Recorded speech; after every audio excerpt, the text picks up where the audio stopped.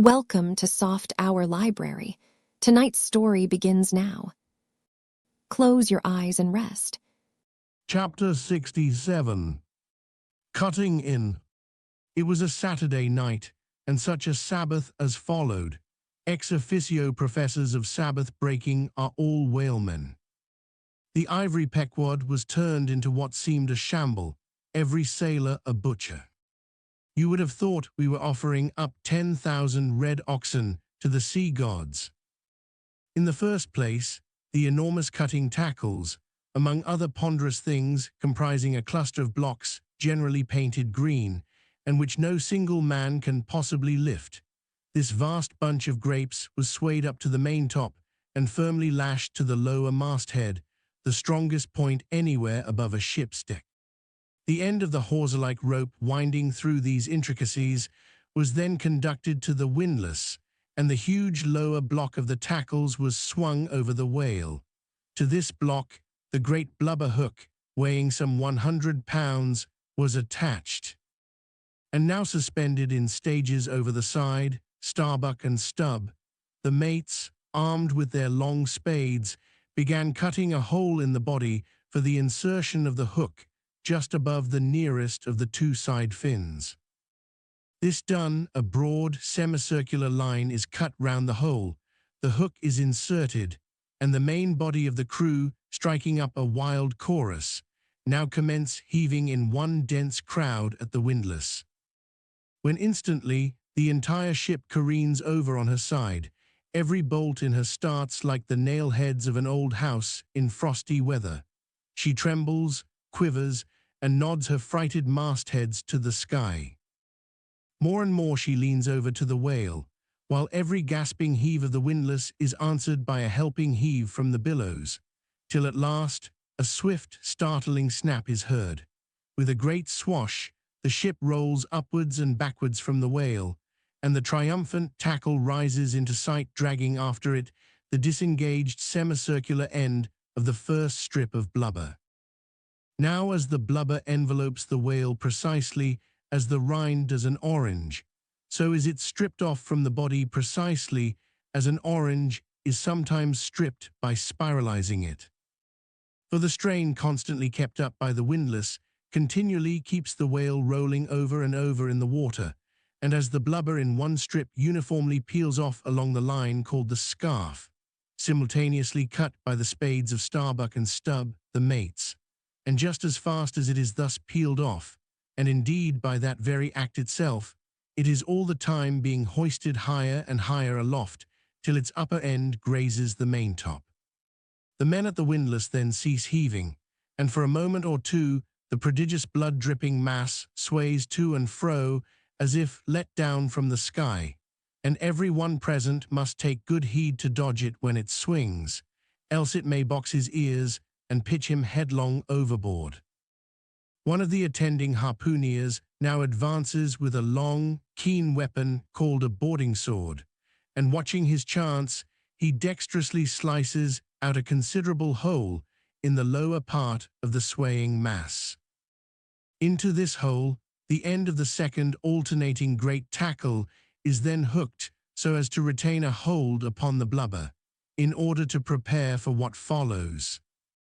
Whereupon this accomplished swordsman, warning all hands to stand off, once more makes a scientific dash at the mass, and with a few sidelong, desperate, lunging slicings, severs it completely in twain, so that while the short lower part is still fast, the long upper strip, called a blanket piece, swings clear and is all ready for lowering.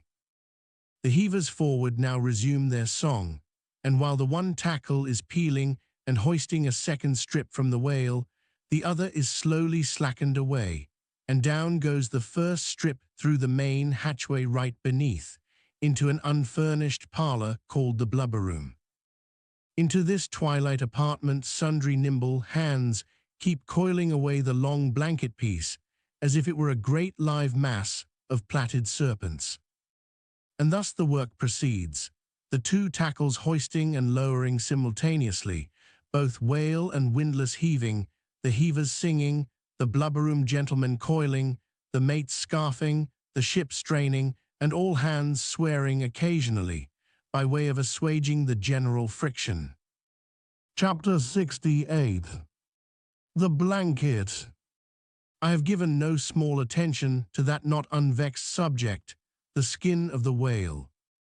I have had controversies about it with experienced whalemen afloat and learned naturalists ashore. My original opinion remains unchanged, but it is only an opinion. The question is, what and where is the skin of the whale? Already you know what his blubber is. That blubber is something of the consistence of firm, close-grained beef, but tougher, more elastic and compact, and ranges from 8 or 10 to 12 and 15 inches in thickness. Now, however preposterous it may at first seem to talk of any creature's skin as being of that sort of consistence and thickness, yet in point of fact, these are no arguments against such a presumption, because you cannot raise any other dense enveloping layer from the whale's body but that same blubber, and the outermost enveloping layer of any animal, if reasonably dense, what can that be but the skin? True, from the unmarred dead body of the whale, you may scrape off with your hand an infinitely thin, transparent substance, somewhat resembling the thinnest shreds of isinglass, only it is almost as flexible and soft as satin. That is, previous to being dried, when it not only contracts and thickens, but becomes rather hard and brittle. I have several such dried bits, which I use for marks in my whale books.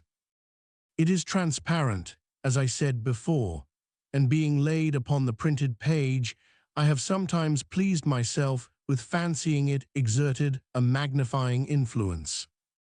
At any rate, it is pleasant to read about whales through their own spectacles, as you may say. But what I am driving at here is this. That same infinitely thin, isinglass substance, which I admit invests the entire body of the whale, is not so much to be regarded as the skin of the creature, as the skin of the skin, so to speak. For it was simply ridiculous to say that the proper skin of the tremendous whale is thinner and more tender than the skin of a newborn child. But no more of this. Assuming the blubber to be the skin of the whale, then when this skin, as in the case of a very large sperm whale, will yield the bulk of 100 barrels of oil, and when it is considered that in quantity or rather weight, that oil in its express state is only 3/4, and not the entire substance of the coat, some idea may hence be had of the enormousness of that animated mass, a mere part of whose mere integument yields such a lake of liquid as that. Reckoning 10 barrels to the ton, you have 10 tons for the net weight of only 3/4 of the stuff of the whale's skin. In life, the visible surface of the sperm whale is not the least among the many marvels he presents. Almost invariably, it is all over obliquely crossed and recrossed with numberless straight marks in thick array, something like those in the finest Italian line engravings. But these marks do not seem to be impressed upon the isinglass substance above mentioned, but seem to be seen through it, as if they were engraved upon the body itself. Nor is this all.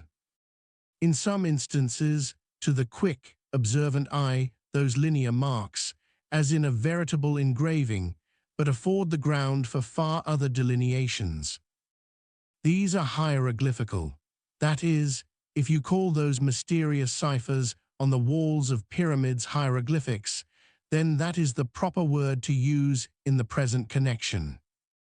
By my retentive memory of the hieroglyphics, upon one sperm whale in particular, I was much struck with a plate representing the old Indian characters chiseled on the famous hieroglyphic palisades on the banks of the upper Mississippi. Like those mystic rocks, too, the mystic-marked whale remains undecipherable. This allusion to the Indian rocks reminds me of another thing. Besides all the other phenomena which the exterior of the sperm whale presents, he not seldom displays the back, and more especially his flanks, effaced in great part of the regular linear appearance, by reason of numerous rude scratches, altogether of an irregular, random aspect. I should say that those New England rocks on the sea-coast, which Agassiz imagines to bear the marks of violent scraping contact with vast floating icebergs, I should say that those rocks must not a little resemble the sperm whale in this particular. It also seems to me that such scratches in the whale are probably made by hostile contact with other whales, for I have most remarked them in the large, full-grown bulls of the species. A word or two more concerning this matter of the skin or blubber of the whale. It has already been said that it is stripped from him in long pieces, called blanket pieces. Like most sea terms, this one is very happy and significant. For the whale is indeed wrapped up in his blubber as in a real blanket or counterpane, or, still better, an Indian poncho slipped over his head and skirting his extremity. It is by reason of this cozy blanketing of his body that the whale is enabled to keep himself comfortable in all weathers, in all seas, times, and tides. What would become of a Greenland whale, say, in those shuddering, icy seas of the north, if unsupplied with his cozy surtout? True, other fish are found exceedingly brisk in those Hyperborean waters, but these, be it observed, are your cold-blooded, lungless fish, whose very bellies are refrigerators, creatures that warm themselves under the lee of an iceberg, as a traveller in winter would bask before an inn fire, whereas, like man, the whale has lungs and warm blood. Freeze his blood, and he dies. How wonderful is it then, except after explanation, that this great monster, to whom corporeal warmth is as indispensable as it is to man, how wonderful that he should be found at home, immersed to his lips for life in those Arctic waters, where when seamen fall overboard, they are sometimes found, months afterwards, perpendicularly frozen into the hearts of fields of ice, as a fly is found glued in amber. But more surprising is it to know, as has been proved by experiment, that the blood of a polar whale is warmer than that of a Borneo Negro in summer. It does seem to me that herein we see the rare virtue of a strong individual vitality, and the rare virtue of thick walls, and the rare virtue of interior spaciousness. O man, admire and model thyself after the whale. Do thou, too, remain warm among ice. Do thou, too, live in this world without being of it. Be cool at the equator, keep thy blood fluid at the pole. Like the great dome of St. Peter S., and like the great whale, retain, O man, in all seasons a temperature of thine own. But how easy and how hopeless to teach these fine things. Of erections, how few are domed like St. Peter S., of creatures, how few vast as the whale. Chapter 69. The Funeral. Haul in the chains, let the carcase go astern. The vast tackles have now done their duty. The peeled white body of the beheaded whale flashes like a marble sepulchre. Though changed in hue, it has not perceptibly lost anything in bulk. It is still colossal. Slowly it floats more and more away, the water round it torn and splashed by the insatiate sharks, and the air above vexed with rapacious flights of screaming fowls, whose beaks are like so many insulting poniards in the whale. The vast white headless phantom floats further and further from the ship, and every rod that it so floats, what seem square roods of sharks and cubic roods of fowls, augment the murderous din. For hours and hours from the almost stationary ship, that hideous sight is seen. Beneath the unclouded and mild azure sky, upon the fair face of the pleasant sea, wafted by the joyous breezes, that great mass of death floats on, till lost in infinite perspectives. There's a most doleful and most mocking funeral. The sea vultures all in pious mourning, the air sharks all punctiliously in black or speckled. In life but few of them would have helped the whale, I ween, if peradventure he had needed it, but upon the banquet of his funeral they most piously do pounce. O horrible vulturism of earth, from which not the mightiest whale is free! Nor is this the end. Desecrated as the body is, a vengeful ghost survives and hovers over it to scare. Espied by some timid man-of-war or blundering discovery vessel from afar, when the distance obscuring the swarming fowls, nevertheless still shows the white mass floating in the sun, and the white spray heaving high against it, straightway the whale's unharming corpse, with trembling fingers, is set down in the log, shoals, rocks, and breakers hereabouts. Beware. And for years afterwards, perhaps, ships shun the place, leaping over it as silly sheep leap over a vacuum, because their leader originally leaped there when a stick was held. There's your law of precedents, there's your utility of traditions, there's the story of your obstinate survival of old beliefs never bottomed on the earth, and now not even hovering in the air. There's orthodoxy. Thus, while in life the great whale's body may have been a real terror to his foes, in his death his ghost becomes a powerless panic to a world. Are you a believer in ghosts, my friend? There are other ghosts than the Cochlane one, and far deeper men than Dr. Johnson who believe in them. Chapter 70. The Sphinx. It should not have been omitted that previous to completely stripping the body of the Leviathan, he was beheaded. Now the beheading of the sperm whale is a scientific anatomical feat, upon which experienced whale surgeons very much pride themselves, and not without reason. Consider that the whale has nothing that can properly be called a neck. On the contrary, where his head and body seem to join, there, in that very place, is the thickest part of him. Remember also that the surgeon must operate from above, some 8 or 10 feet intervening between him and his subject, and that subject almost hidden in a discolored, rolling, and oftentimes tumultuous and bursting sea. Bear in mind, too, that under these untoward circumstances he has to cut many feet deep in the flesh, and in that subterraneous manner, without so much as getting one single peep into the ever-contracting gash thus made, he must skillfully steer clear of all adjacent, interdicted parts, and exactly divide the spine at a critical point hard by its insertion into the skull. Do you not marvel, then, at Stubbs' boast that he demanded but 10 minutes to behead a sperm whale? When first severed, the head is dropped astern and held there by a cable till the body is stripped. That done, if it belong to a small whale, it is hoisted on deck to be deliberately disposed of.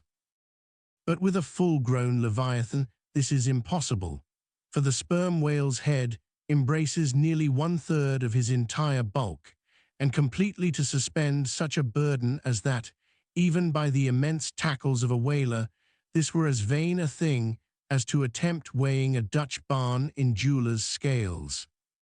The Pequod's whale being decapitated and the body stripped, the head was hoisted against the ship's side, about halfway out of the sea, so that it might yet in great part be buoyed up by its native element.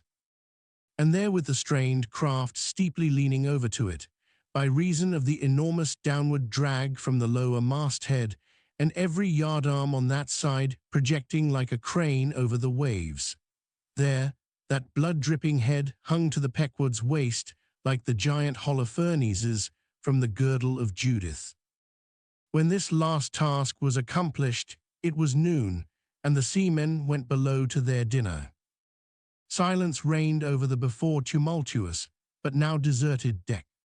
An intense copper calm, like a universal yellow lotus, was more and more unfolding its noiseless, measureless leaves upon the sea. A short space elapsed, and up into this noiselessness came Ahab alone from his cabin.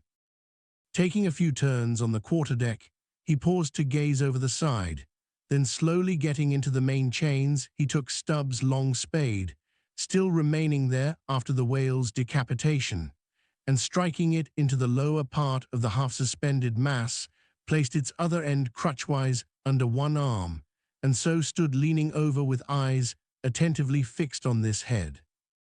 It was a black and hooded head, and hanging there in the midst of so intense a calm, it seemed the sphinxes in the desert. "Speak, thou vast and venerable head," muttered Ahab, "which, though ungarnished with a beard, yet here and there lookest hoary with mosses. Speak, mighty head, and tell us the secret thing that is in thee. Of all divers, thou hast dived the deepest. That head upon which the upper sun now gleams has moved amid this world's foundations, where unrecorded names and navies rust, and untold hopes and anchors rot, where in her murderous hold this frigate earth is ballasted with bones of millions of the drowned. There, in that awful waterland, there was thy most familiar home. Thou hast been where bell or diver never went, hast slept by many a sailor's side, where sleepless mothers would give their lives to lay them down. Thou saw'st the locked lovers when leaping from their flaming ship, heart to heart they sank beneath the exulting wave, true to each other when heaven seemed false to them. Thou saw'st the murdered mate when tossed by pirates from the midnight deck. For hours he fell into the deeper midnight of the insatiate maw, and his murderers still sailed on unharmed, while swift lightnings shivered the neighboring ship that would have borne a righteous husband to outstretched, longing arms.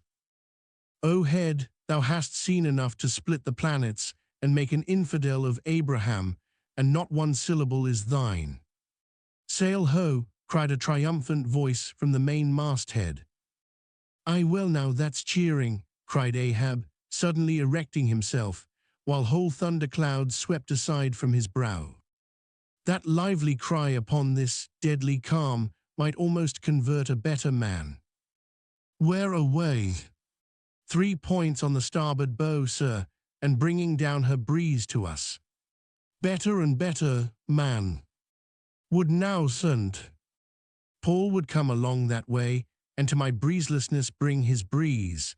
O nature, and O soul of man, how far beyond all utterance are your linked analogies! Not the smallest atom stirs or lives on matter, but has its cunning duplicate in mind. Chapter 71. The Jeroboam's Story. Hand in hand, ship and breeze blew on, but the breeze came faster than the ship, and soon the Pequod began to rock. By and by, through the glass the stranger's boats and manned mastheads proved her a whale ship. But as she was so far to windward, and shooting by, apparently making a passage to some other ground, the Pequod could not hope to reach her. So the signal was set to see what response would be made. Here be it said that like the vessels of military marines, the ships of the American whale fleet have each a private signal, all which signals being collected in a book with the names of the respective vessels attached, every captain is provided with it. Thereby the whale commanders are enabled to recognize each other upon the ocean, even at considerable distances, and with no small facility. The Pequod's signal was at last responded to by the strangers setting her own, which proved the ship to be the Jeroboam of Nantucket. Squaring her yards, she bore down, ranged a beam under the Pequod's lee, and lowered a boat. It soon drew nigh, but as the side ladder was being rigged by Starbuck's order to accommodate the visiting captain, the stranger in question waved his hand from his boat's stern, in token of that proceeding being entirely unnecessary. It turned out that the Jeroboam had a malignant epidemic on board, and that Mayhew, her captain, was fearful of infecting the Pequod's company. For though himself and boat's crew remained untainted, and though his ship was half a rifle shot off, and an incorruptible sea and air rolling and flowing between, yet conscientiously adhering to the timid quarantine of the land, he peremptorily refused to come into direct contact with the Pequod. But this did by no means prevent all communications. Preserving an interval of some few yards between itself and the ship, the Jeroboam's boat, by the occasional use of its oars, contrived to keep parallel to the Pequod, as she heavily forged through the sea, for by this time it blew very fresh, with her main topsail aback, though indeed, at times, by the sudden onset of a large rolling wave, the boat would be pushed some way ahead, but would be soon skillfully brought to her proper bearings again. Subject to this, and other the like interruptions now and then, a conversation was sustained between the two parties, but at intervals not without still another interruption of a very different sort. Pulling an oar in the Jeroboam's boat was a man of a singular appearance, even in that wild whaling life where individual notabilities make up all totalities. He was a small, short, youngish man, sprinkled all over his face with freckles and wearing redundant yellow hair. A long-skirted, cabalistically cut coat of a faded walnut tinge enveloped him, the overlapping sleeves of which were rolled up on his wrists. A deep, settled, fanatic delirium was in his eyes. So soon as this figure had been first descried, Stubb had exclaimed, that's he, the long-togged scaramouch the town hose company told us of." Stubb here alluded to a strange story told of the Jeroboam and a certain man among her crew, some time previous when the Pequod spoke the town-ho. According to this account, and what was subsequently learned, it seemed that the scaramouch in question had gained a wonderful ascendancy over almost everybody in the Jeroboam. His story was this. He had been originally nurtured among the crazy society of Nesciuna Shakers, where he had been a great prophet, in their cracked, secret meetings having several times descended from heaven by the way of a trapdoor, announcing the speedy opening of the seventh vial, which he carried in his vest pocket, but which, instead of containing gunpowder, was supposed to be charged with laudanum. A strange apostolic whim having seized him, he had left Nesciuna for Nantucket, where, with that cunning peculiar to craziness, he assumed a steady, common-sense exterior, and offered himself as a green-hand candidate for the Jeroboam's whaling voyage. They engaged him, but straightway upon the ship's getting out of sight of land, his insanity broke out in a freshet. He announced himself as the Archangel Gabriel and commanded the captain to jump overboard. He published his manifesto, whereby he set himself forth as the deliverer of the isles of the sea and vicar general of all Oceanica. The unflinching earnestness with which he declared these things, the dark, daring play of his sleepless, excited imagination, and all the preternatural terrors of real delirium, united to invest this Gabriel in the minds of the majority of the ignorant crew with an atmosphere of sacredness.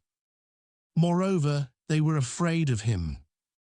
As such a man, however, was not of much practical use in the ship, especially as he refused to work except when he pleased, the incredulous captain would fain have been rid of him, but apprised that that individual's intention was to land him in the first convenient port, the Archangel forthwith opened all his seals and vials, devoting the ship and all hands to unconditional perdition, in case this intention was carried out.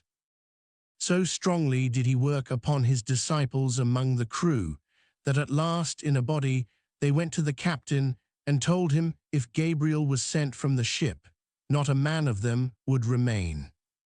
He was therefore forced to relinquish his plan, nor would they permit Gabriel to be any way maltreated, say or do what he would, so that it came to pass that Gabriel had the complete freedom of the ship.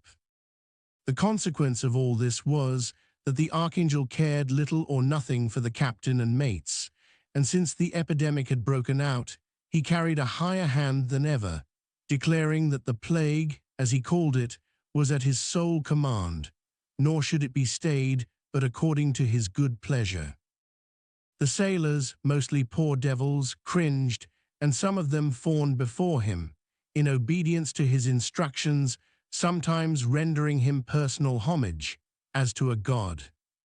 Such things may seem incredible, but however wondrous, they are true. Nor is the history of fanatics half so striking in respect to the measureless self-deception of the fanatic himself, as his measureless power of deceiving and bedeviling so many others. But it is time to return to the Pequod. "I fear not thy epidemic, man," said Ahab from the bulwarks to Captain Mayhew, who stood in the boat's stern. "Come on board." But now Gabriel started to his feet. Think of the fevers, yellow and bilious. Beware of the horrible plague."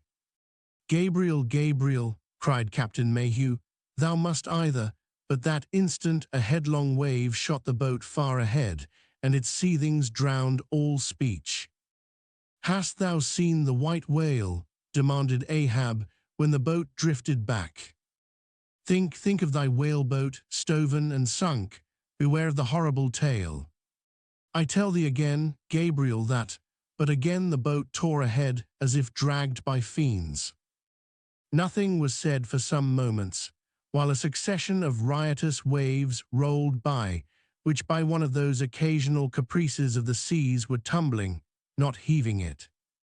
Meantime, the hoisted sperm whale's head jogged about very violently, and Gabriel was seen eyeing it with rather more apprehensiveness than his archangel nature seemed to warrant. When this interlude was over, Captain Mayhew began a dark story concerning Moby-Dick, not, however, without frequent interruptions from Gabriel whenever his name was mentioned and the crazy sea that seemed leagued with him. It seemed that the Jeroboam had not long left home, when upon speaking a whale ship, her people were reliably apprised of the existence of Moby-Dick and the havoc he had made. Greedily sucking in this intelligence, Gabriel solemnly warned the captain against attacking the white whale, in case the monster should be seen, in his gibbering insanity, pronouncing the white whale to be no less a being than the Shaker god incarnated, the Shakers receiving the Bible. But when, some year or two afterwards, Moby-Dick was fairly sighted from the mastheads, Macy, the chief mate, burned with ardor to encounter him, and the captain himself being not unwilling to let him have the opportunity, despite all the archangel's denunciations and forewarnings, Macy succeeded in persuading 5 men to man his boat. With them he pushed off, and after much weary pulling and many perilous, unsuccessful onsets, he at last succeeded in getting one iron fast. Meantime, Gabriel, ascending to the main royal masthead, was tossing one arm in frantic gestures and hurling forth prophecies of speedy doom to the sacrilegious assailants of his divinity. Now, while Macy, the mate, was standing up in his boat's bow, and with all the reckless energy of his tribe, was venting his wild exclamations upon the whale, and essaying to get a fair chance for his poised lance, lo! A broad white shadow rose from the sea, by its quick, fanning motion, temporarily taking the breath out of the bodies of the oarsmen. Next instant, the luckless mate, so full of furious life, was smitten bodily into the air, and making a long arc in his descent, fell into the sea at the distance of about 50 yards. Not a chip of the boat was harmed, nor a hair of any oarsman's head, but the mate forever sank. It is well to parenthesize here that of the fatal accidents in the sperm whale fishery, this kind is perhaps almost as frequent as any. Sometimes nothing is injured but the man who is thus annihilated. Oftener the boat's bow is knocked off, or the thigh-board in which the headsman stands is torn from its place and accompanies the body. But strangest of all is the circumstance that in more instances than one, when the body has been recovered, not a single mark of violence is discernible, the man being stark dead. The whole calamity, with the falling form of Macy, was plainly descried from the ship. Raising a piercing shriek, the vile, Gabriel called off the terror-stricken crew from the further hunting of the whale. This terrible event clothed the archangel with added influence, because his credulous disciples believed that he had specifically foreannounced it, instead of only making a general prophecy, which anyone might have done, and so have chanced to hit one of many marks in the wide margin allowed. He became a nameless terror to the ship. Mayhew having concluded his narration, Ahab put such questions to him that the stranger captain could not forbear inquiring whether he intended to hunt the white whale, if opportunity should offer. To which Ahab answered, "Aye." Straightway then Gabriel once more started to his feet, glaring upon the old man, and vehemently exclaimed, with downward pointed finger, Think of the blasphemer, dead and down there. Beware of the blasphemer's end." Ahab stolidly turned aside, then said to Mayhew, "Captain, I have just bethought me of my letter bag. There is a letter for one of thy officers, if I mistake not." Starbuck, look over the bag. Every whale ship takes out a goodly number of letters for various ships, whose delivery to the persons to whom they may be addressed depends upon the mere chance of encountering them in the four oceans. Thus, most letters never reach their mark, and many are only received after attaining an age of 2 or 3 years or more. Soon Starbuck returned with a letter in his hand. It was sorely tumbled, damp, and covered with a dull, spotted green mold, in consequence of being kept in a dark locker of the cabin. Of such a letter, Death himself might well have been the postboy. "Canst he not read it?" cried Ahab. "Give it me, mans." Aye, it's but a dim scrawl. What's this?" As he was studying it out, Starbuck took a long cutting spade pole, and with his knife slightly split the end to insert the letter there, and in that way hand it to the boat, without its coming any closer to the ship. Meantime, Ahab, holding the letter, muttered, "Mr. Ah, yes, Mr. Harry, a woman's pinny hand, the man's wife, I'll wager. I, Mr. Harry Macy, ship Jeroboam. Why, it's Macy, and he's dead." Poor fellow, and from his wife," sighed Mayhew, "but let me have it." "Nay, keep it thyself," cried Gabriel to Ahab, "thou art soon going that way." "Curses throttle thee," yelled Ahab. Captain Mayhew, stand by now to receive it, and taking the fatal missive from Starbuck's hands, he caught it in the slit of the pole and reached it over towards the boat. But as he did so, the oarsmen expectantly desisted from rowing. The boat drifted a little towards the ship's stern, so that, as if by magic, the letter suddenly ranged along with Gabriel's eager hand. He clutched it in an instant, seized the boat knife, and impaling the letter on it, sent it thus loaded back into the ship. It fell at Ahab's feet. Then Gabriel shrieked out to his comrades to give way with their oars, and in that manner the mutinous boat rapidly shot away from the Pequod. As after this interlude, the seamen resumed their work upon the jacket of the whale, many strange things were hinted in reference to this wild affair. Chapter 72. The Monkey Rope. In the tumultuous business of cutting in and attending to a whale, there is much running backwards and forwards among the crew. Now hands are wanted here, and then again hands are wanted there. There is no staying in any one place, for at one and the same time everything has to be done everywhere. It is much the same with him who endeavors the description of the scene. We must now retrace our way a little. It was mentioned that upon first breaking ground in the whale's back, the blubberhook was inserted into the original hole there cut by the spades of the mates. But how did so clumsy and weighty a mass as that same hook get fixed in that hole? It was inserted there by my particular friend Queequeg, whose duty it was, as harpooner, to descend upon the monster's back for the special purpose referred to. But in very many cases, circumstances require that the harpooner shall remain on the whale till the whole flensing or stripping operation is concluded. The whale, be it observed, lies almost entirely submerged, excepting the immediate parts operated upon.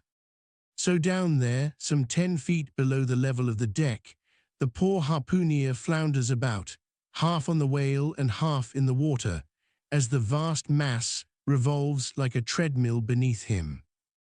On the occasion in question, Queequeg figured in the Highland costume, a shirt and socks, in which to my eyes at least he appeared to uncommon advantage, and no one had a better chance to observe him, as will presently be seen. Being the savage's boatsman, that is, the person who pulled the bow-oar in his boat, the second one from forward, it was my cheerful duty to attend upon him while taking that hard-scramble upon the dead whale's back. You have seen Italian organ boys holding a dancing ape by a long cord. Just so, from the ship's steep side, did I hold Queequeg down there in the sea, by what is technically called in the fishery a monkey rope, attached to a strong strip of canvas belted round his waist. It was a humorously perilous business for both of us. For before we proceed further, it must be said that the monkey rope was fast at both ends, fast to Queequeg's broad canvas belt, and fast to my narrow leather one. So that for better or for worse, we two for the time were wedded, and should poor Queequeg sink to rise no more, then both usage and honour demanded that instead of cutting the cord, it should drag me down in his wake. So then, an elongated Siamese ligature united us. Queequeg was my own inseparable twin brother, nor could I anyway get rid of the dangerous liabilities which the hempen bond entailed. So strongly and metaphysically did I conceive of my situation then, that while earnestly watching his motions, I seemed distinctly to perceive that my own individuality was now merged in a joint stock company of two, that my free will had received a mortal wound, and that another's mistake or misfortune might plunge innocent me into unmerited disaster and death. Therefore I saw that here was a sort of interregnum in Providence, for its even-handed equity never could have so gross an injustice. And yet still further pondering, while I jerked him now and then from between the whale and ship, which would threaten to jam him, still further pondering, I say, I saw that this situation of mine was the precise situation of every mortal that breathes. Only, in most cases, he, one way or other, has this Siamese connection with a plurality of other mortals. If your banker breaks, you snap. If your apothecary by mistake sends you poison in your pills, you die. True, you may say that, by exceeding caution, you may possibly escape these and the multitudinous other evil chances of life. But handle Queequeg's monkey rope heedfully as I would, sometimes he jerked it so that I came very near sliding overboard. Nor could I possibly forget that, do what I would, I only had the management of one end of it. The monkey rope is found in all whalers, but it was only in the Pequod that the monkey and his holder were ever tied together. This improvement upon the original usage was introduced by no less a man than Stubb, in order to afford the imperiled harpooner the strongest possible guarantee for the faithfulness and vigilance of his monkey rope holder. I have hinted that I would often jerk poor Queequeg from between the whale and the ship, where he would occasionally fall from the incessant rolling and swaying of both. But this was not the only jamming jeopardy he was exposed to. Unappalled by the massacre made upon them during the night, the sharks, now freshly and more keenly allured by the before-pent blood which began to flow from the carcass, the rabid creatures swarmed round it like bees in a beehive. And right in among those sharks was Queequeg, who often pushed them aside with his floundering feet. A thing altogether incredible, were it not that attracted by such prey as a dead whale, the otherwise miscellaneously carnivorous shark will seldom touch a man. Nevertheless, it may well be believed that since they have such a ravenous finger in the pie, it is deemed but wise to look sharp to them. Accordingly, besides the monkey rope, with which I now and then jerked the poor fellow from too close a vicinity to the more of what seemed a peculiarly ferocious shark, he was provided with still another protection. Suspended over the side in one of the stages, Tashtigo and Dagu continually flourished over his head a couple of keen whale spades, wherewith they slaughtered as many sharks as they could reach. This procedure of theirs, to be sure, was very disinterested and benevolent of them. They meant Queequeg's best happiness, I admit, but in their hasty zeal to befriend him, and from the circumstance that both he and the sharks were at times half hidden by the blood-muddled water, those indiscreet spades of theirs would come nearer amputating a leg than a tail. But poor Queequeg, I suppose, straining and gasping there with that great iron hook, poor Queequeg, I suppose, only prayed to his yojo and gave up his life into the hands of his gods. Well, well, my dear comrade and twin brother, thought I, as I drew in and then slacked off the rope to every swell of the sea, what matters it after all? Are you not the precious image of each and all of us men in this wailing world? That unsounded ocean you gasp in is life. Those sharks your foes, those spades your friends, and what between sharks and spades you are in a sad pickle and peril, poor lad. But courage, there is good cheer in store for you, Queequeg. For now, as with blue lips and bloodshot eyes the exhausted savage at last climbs up the chains and stands all dripping and involuntarily trembling over the side, the steward advances, and with a benevolent, consolatory glance hands him, what, some hot cognac?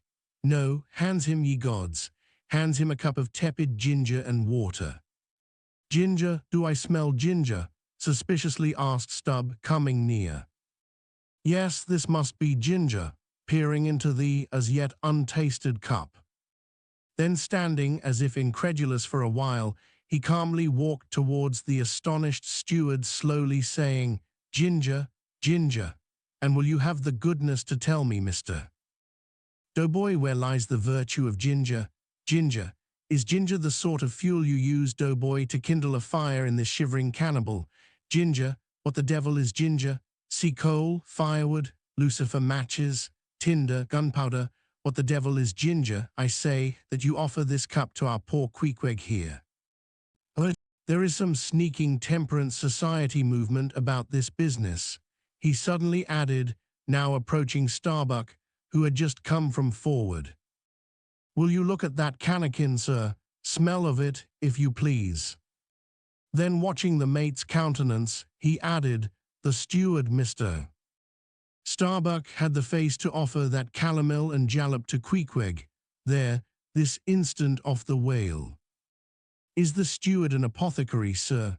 And may I ask whether this is the sort of bitters by which he blows back the life into a half-drowned man? I trust not, said Starbuck. It is poor stuff enough. Aye, steward, cried Stubb. We'll teach you to drug a harpooner. None of your apothecary's medicine here. You want to poison us, do ye? You have got out insurances on our lives and want to murder us all, and pocket the proceeds, do ye? It was not me, cried Doughboy. It was Aunt Charity that brought the ginger on board, and bade me never give the harpooneers any spirits, but only this ginger jub, so she called it. Ginger jub, you gingerly rascal, take that, and run along with ye to the lockers, and get something better.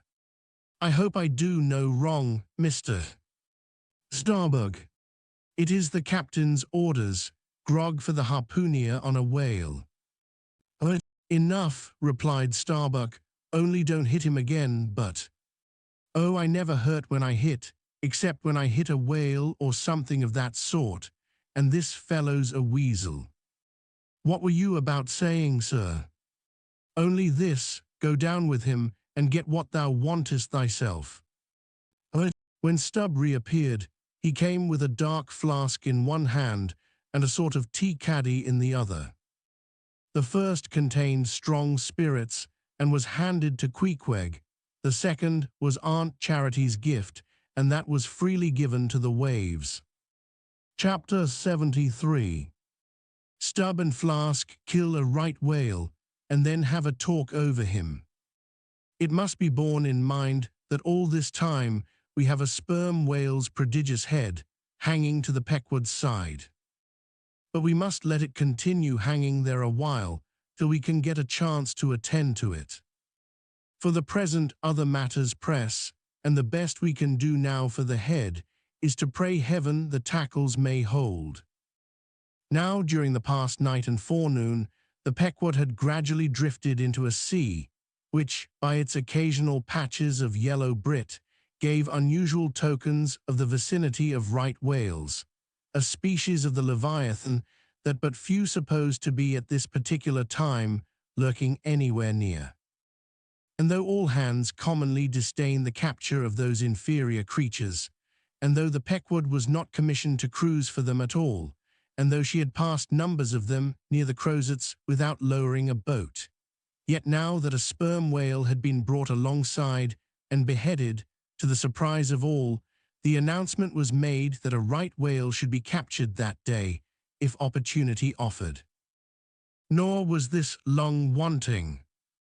Tall spouts were seen to leeward, and two boats, Stubbs and Flasks, were detached in pursuit.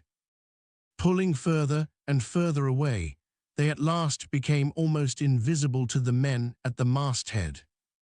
But suddenly in the distance, they saw a great heap of tumultuous white water, and soon after news came from aloft that one or both the boats must be fast. An interval passed, and the boats were in plain sight, in the act of being dragged right towards the ship by the towing whale. So close did the monster come to the hull that at first it seemed as if he meant it malice, but suddenly going down in a maelstrom within 3 rods of the planks, he wholly disappeared from view, as if diving under the keel. "Cut, cut," was the cry from the ship to the boats, which, for one instant, seemed on the point of being brought with a deadly dash against the vessel's side. But having plenty of line yet in the tubs, and the whale not sounding very rapidly, they paid out abundance of rope, and at the same time pulled with all their might so as to get ahead of the ship. For a few minutes the struggle was intensely critical, for while they still slacked out the tightened line in one direction and still plied their oars in another, the contending strain threatened to take them under. But it was only a few feet advance they sought to gain, and they stuck to it till they did gain it, when instantly a swift tremor was felt running like lightning along the keel, as the strained line, scraping beneath the ship, suddenly rose to view under her bows, snapping and quivering, and so flinging off its drippings that the drops fell like bits of broken glass on the water, while the whale beyond also rose to sight, and once more the boats were free to fly. But the fagged whale abated his speed, and blindly altering his course, went round the stern of the ship, towing the 2 boats after him, so that they performed a complete circuit. Meantime they hauled more and more upon their lines, till close flanking him on both sides, Stubb answered Flask with lance for lance, and thus round and round the Pequod the battle went, while the multitudes of sharks that had before swum round the sperm whale's body rushed to the fresh blood that was spilled, thirstily drinking at every new gash, as the eager Israelites did at the new bursting fountains that poured from the smitten rock. At last his spout grew thick, and with a frightful roll and vomit, he turned upon his back a corpse. While the 2 headsmen were engaged in making fast cords to his flukes, and in other ways getting the mass in readiness for towing, some conversation ensued between them. "I wonder what the old man wants with this lump of foul lard," said Stubb, not without some disgust at the thought of having to do with so ignoble a leviathan.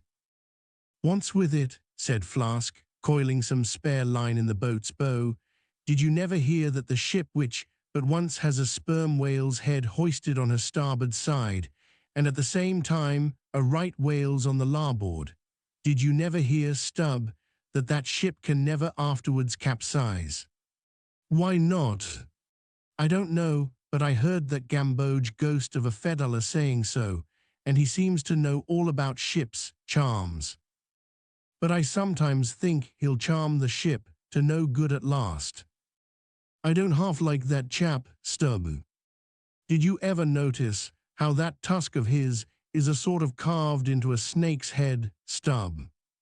Sink him, I never look at him at all, but if ever I get a chance of a dark night, and he's standing hard by the bulwarks, and no one by, look down there, Flask, pointing into the sea with a peculiar motion of both hands.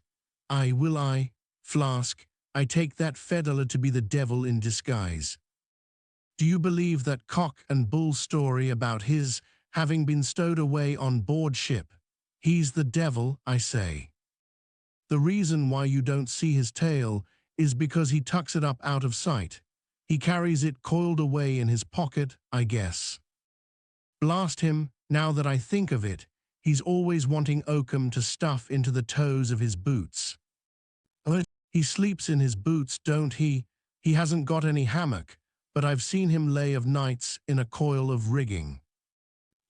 No doubt, and it's because of his cursed tail. He coils it down, do ye see, in the eye of the rigging. What's the old man have so much to do with him for? Striking up a swap or a bargain, I suppose. Bargain about what? Why, do ye see, the old man is hard bent after that white whale, and the devil there is trying to come round him and get him to swap away his silver watch, or his soul, or something of that sort, and then he'll surrender Moby-Dick. Pooh, Stubb, you are skylarking. How can Fedalah do that? I don't know, Flask, but the devil is a curious chap, and a wicked one, I tell ye. Why, they say as how he went a-sauntering into the old flagship once, switching his tail about devilish easy and gentlemanlike, and inquiring if the old governor was at home. Well, he was at home, and asked the devil what he wanted. The devil, switching his hoofs up, and says, I want John. What for? Says the old governor. What business is that of yours? Says the devil, getting mad. I want to use him. Take him, says the governor, and by the Lord, Flask, if the devil didn't give John the Asiatic cholera before he got through with him, I'll eat this whale in one mouthful. But look sharp, ain't you all ready there? Well then, pull ahead, and let's get the whale alongside. I think I remember some such story as you were telling, said Flask, when at last the two boats were slowly advancing with their burden towards the ship, but I can't remember where. 3 Spaniards, Adventures of those 3 blood-minded soldados. Did ye read it there, Flask? I guess he did. No, never saw such a book, heard of it though. But now tell me, Stubb, do you suppose that that devil you were speaking of just now was the same you say is now on board the Pequod? Am I the same man that helped kill this whale? Doesn't the devil live forever? Who ever heard that the devil was dead? Did you ever see any parson a-wearing mourning for the devil? And if the devil has a latchkey to get into the admiral's cabin, don't you suppose he can crawl into a porthole? Tell me that, Mr. Flask. How old do you suppose Fedalah is, Stubb? Do you see that mainmast there, pointing to the ship? Well, that's the figure one. Now take all the hoops in the Pequod's hold and string along in a row with that mast. For oughts, do you see? Well, that wouldn't begin to be Fedalah's, eh? Nor all the coopers in creation couldn't show hoops enough to make oughts enough. But see here, Stubb, I thought you a little boasted just now that you meant to give Fedalah a sea toss if you got a good chance. Now if he's so old as all those hoops of yours come to, and if he is going to live forever, what good will it do to pitch him overboard? Tell me that. Give him a good ducking, anyhow. But he'd crawl back. Duck him again, and keep ducking him.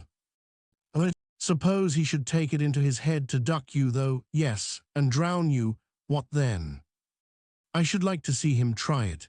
I'd give him such a pair of black eyes that he wouldn't dare to show his face in the Admiral's cabin again for a long while, let alone down in the orlop there, where he lives, and hereabouts on the upper decks, where he sneaks so much.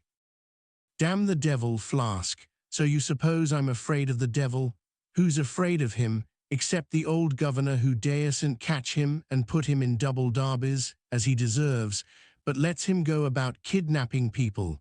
Aye, and signed a bond with him that all the people the devil kidnapped, he'd roast for him. There's a governor. Do you suppose Fedallah wants to kidnap Captain Ahab? Do I suppose it? You'll know it before long, Flask. But I am going now to keep a sharp lookout on him, and if I see anything very suspicious going on, I'll just take him by the nape of his neck and say, "Look here, Beelzebub, you don't do it."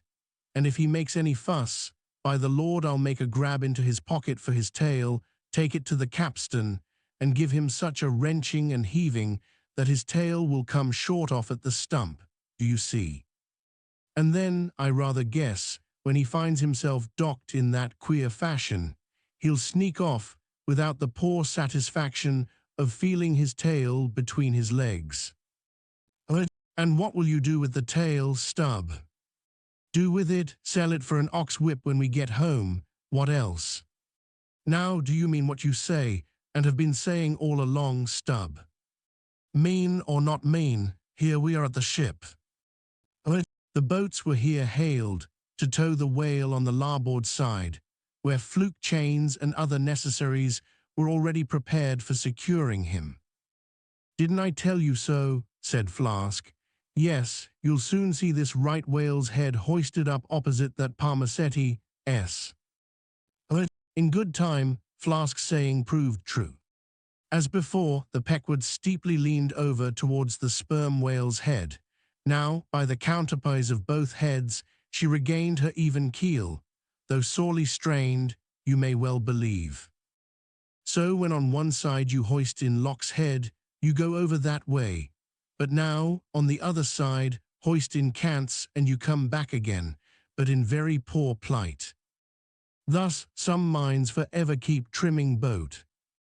Oh, ye foolish, throw all these thunderheads overboard, and then you will float light and right. In disposing of the body of a right whale, when brought alongside the ship, the same preliminary proceedings commonly take place as in the case of a sperm whale. Only, in the latter instance, the head is cut off whole, but in the former the lips and tongue are separately removed and hoisted on deck, with all the well-known black bone attached to what is called the crown-piece. But nothing like this, in the present case, had been done. The carcasses of both whales had dropped astern, and the head-laden ship not a little resembled a mule carrying a pair of overburdening panniers. Meantime, Fedallah was calmly eyeing the right whale's head, and ever and anon glancing from the deep wrinkles there to the lines in his own hand. And Ahab chanced so to stand that the Parsee occupied his shadow, while, if the Parsee's shadow was there at all, it seemed only to blend with and lengthen Ahab's. As the crew toiled on, Laplandish speculations were bandied among them concerning all these passing things.